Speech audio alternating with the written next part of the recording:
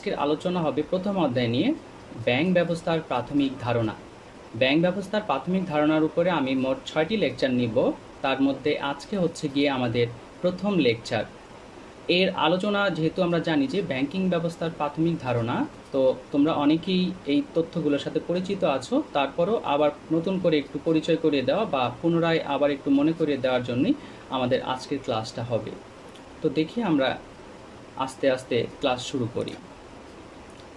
প্রথমেই দেখতে পাচ্ছি আমরা ব্যাংক শব্দের উৎপত্তি। এই ব্যাংক শব্দটা আসলে কোথা থেকে আসলো? তো আমরা দেখতে পাচ্ছি যে ইংরেজি ব্যাংক শব্দে যদি আমরা আবিধানিক বা ডিকশনারি মিনিং দেখতে যাই, সেখানে তোমরা দেখতে পাবে জমির আইল, নদীর বা খালের তীর, তট, ধনভাণ্ডার, কুল বা কিনারা, লম্বা টুল বা স্তূপ ইত্যাদি মিনিং তোমরা দেখতে পারবে। আর এটা হচ্ছে গিয়ে আবিধানিক অর্থ।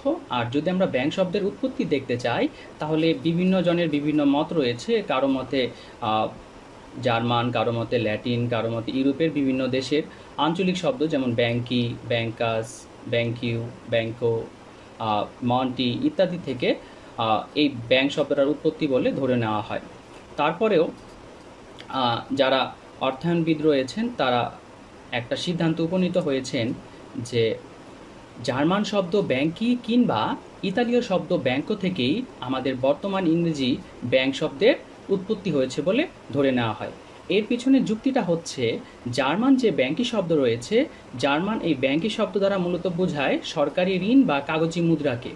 আবার ইতালীয় যে ব্যাংকো শব্দটা রয়েছে, এই ব্যাংকো বলা হতো তৎকালীন সময়ে ইতালিতে ইহুদি ব্যবসায়ীরা লম্বা টুল বা বেঞ্চে বসে তাদের ব্যবসায় কার্যক্রমগুলো পরিচালনা করত।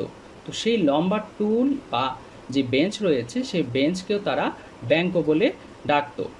আবার অনেকে মনে করে যে তৎকালীন সময়ে জার্মানিতে ব্যাংকি শব্দটা যে অর্থে প্রয়োগ করা হতো, ইতালিতে ব্যাংকো শব্দটাও সে অর্থে প্রয়োগ করা হতো। এছাড়াও ইটালিতে ইহুদি ব্যবসায়ীদেরকে বা ঋণের সুদের ব্যবসায়ীদেরকে মন্টি বলে ডাকা হতো।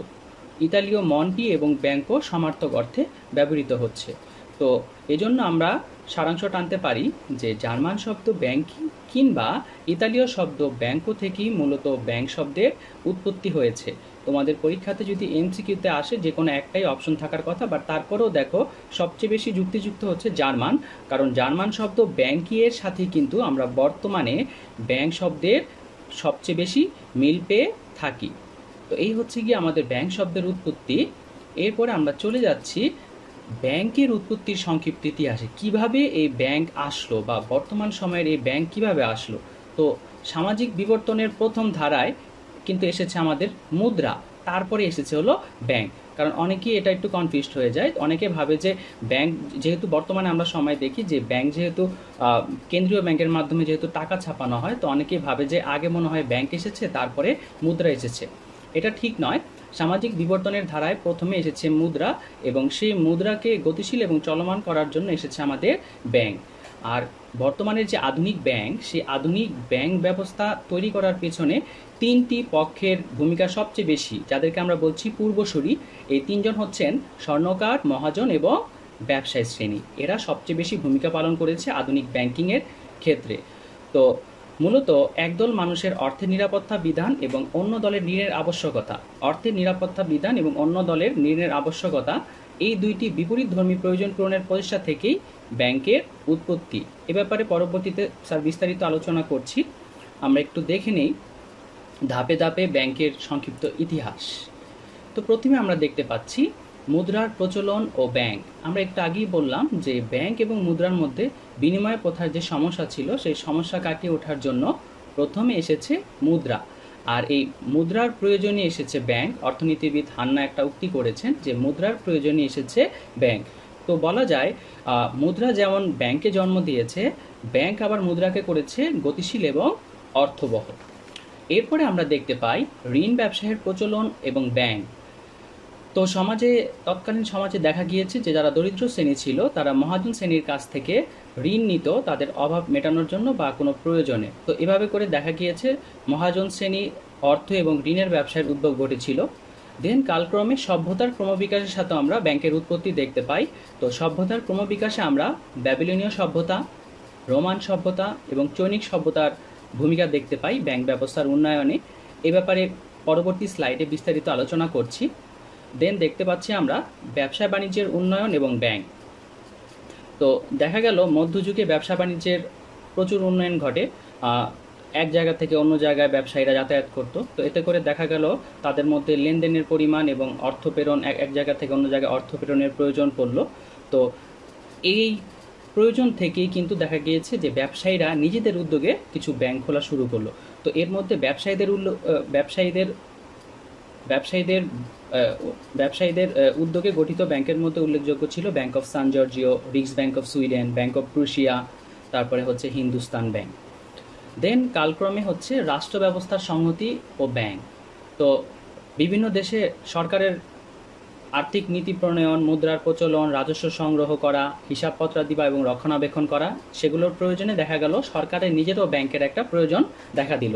তার মানে আমরা বুঝতেই পারছি সরকারের যেহেতু ব্যাংক, তার মানে আমরা কেন্দ্রীয় ব্যাংকের কথা বলছি। সো রাষ্ট্র ব্যবস্থার সংহতির সাথে সাথে কেন্দ্রীয় ব্যাংক ব্যবস্থার উন্নয়ন ঘটল।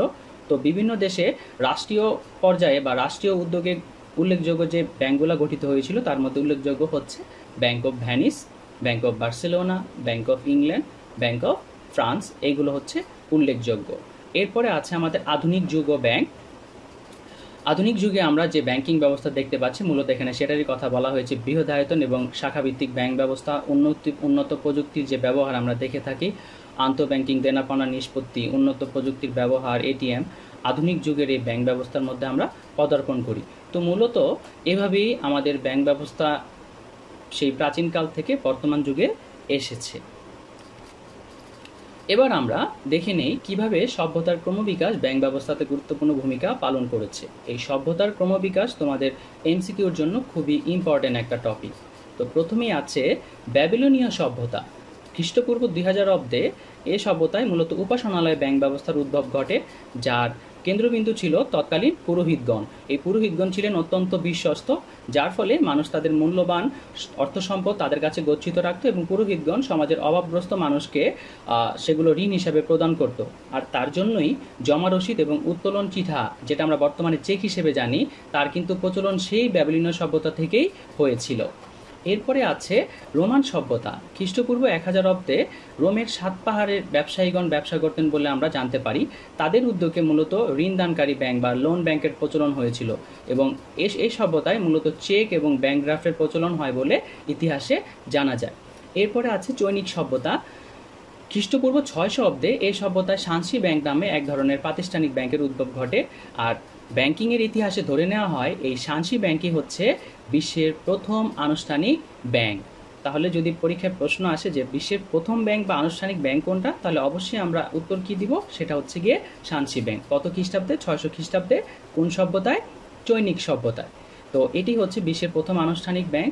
তো এই ব্যাংক মূলত মুদ্রার প্রচলন, আমানত গ্রহণ, ঋণদানের মতো কার্যক্রমগুলো পরিচালনা করে থাকতো। আমাদের কিন্তু এই সভ্যতার সালগুলো অবশ্যই মনে রাখতে হবে, ঠিক আছে?